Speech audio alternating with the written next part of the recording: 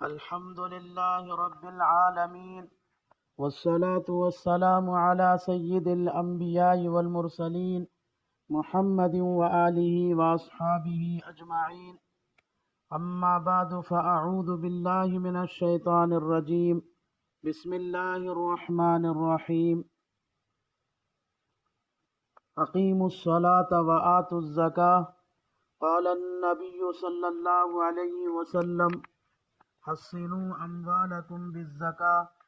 صدق الله مولانا العظيم، وصدق رسوله النبي الكريم، ونحن على ذلك من الشاهدين ومن الشاکرین۔ معزز سامعین، انسان کے پاس جو کچھ مال و دولت ہے وہ بندے کا ذاتی نہیں ہے، بلکہ وہ سارا مال اللہ ہی کا دیا ہوا ہے۔ قرآن مجید میں بے شمار آیتیں اس کی دلیل ہیں۔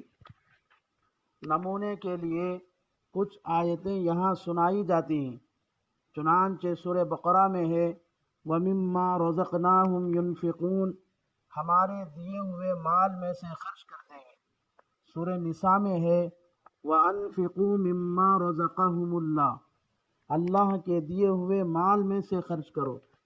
سورہ نحل میں ہے: وَمَن رَّزَقْنَاهُ مِنَّا رِزْقًا حَسَنًا فَهُوَ يُنْفِقُ مِنْهُ سِرًّا وَجَهْرًا، وہ آدمی جس کو ہم نے اپنی طرف سے رزق حسن عطا کیا ہے، وہ اس میں سے چھپ کر اور کھلم کھلا خرچ کرتا ہے۔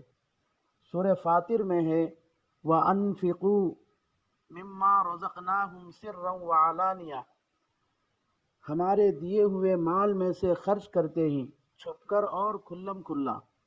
ان آیات اور ان جیسی تمام آیتوں سے معلوم ہوتا ہے کہ بندے کے پاس جو کچھ مال و دولت ہے وہ اللہ کی طرف سے دی گئی نعمت ہے۔ اللہ تعالیٰ اپنے بندے کو اپنے فضل اور اپنی مہربانی سے مال دے کر اس مال کا تھوڑا سا حصہ یعنی 40واں حصہ زکوٰۃ میں مانگنا ایسا ہی ہے جیسے کوئی ماں باپ اپنے معصوم بیٹے بیٹی کو کوئی چیز کھانے پینے کی دے کر پھر ان سے کہنا کہ بیٹے مجھے تھوڑا دے دو۔ اگر وہ بیٹا یا بیٹی ماں یا باپ کے مانگنے پر تھوڑا سا نکال کر دے دے تو ماں باپ خوش ہو جاتے ہیں اور وہ چیز خود نہیں کھاتے بلکہ اس معصوم بچے اور بچی ہی کو کھلاتے ہیں اور زیادہ بھی دیتے ہیں۔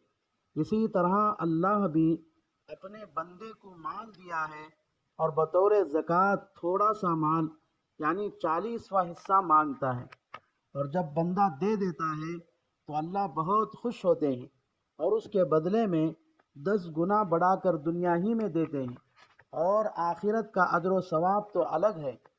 اس لیے زکوٰۃ کو بوجھ نہیں سمجھنا چاہیے بلکہ اللہ کی مہربانی سمجھنا چاہیے۔ زکوٰۃ کے معاملے میں کنجوسی اور بخیل پن نہیں کرنا چاہیے بلکہ سخاوت اور خوش دلی سے اپنے پورے مال کی حساب لگا کر زکوٰۃ نکالنا چاہیے۔ بزرگان محترم، زکوٰۃ کی ادائیگی کے سلسلے میں اس امت کے ساتھ اللہ تبارک و تعالیٰ کی خصوصی مہربانی ہوئی ہے، اس لیے کہ اس امت میں زکوٰۃ کا مال مالداروں سے وصول کر کے انہی کے غریب، ضرورت مند اور معذور مسلمان بھائیوں میں تقسیم کرنے کا حکم ہے۔ چنانچہ ارشاد نبوی ہے: تُؤْخَذُ مِنْ أَغْنِيَائِهِمْ وَتُرَدُّ إِلَىٰ فُقَرَائِهِمْ، زکوٰۃ مالداروں سے لی جائے گی اور فقیروں کو دی جائے گی۔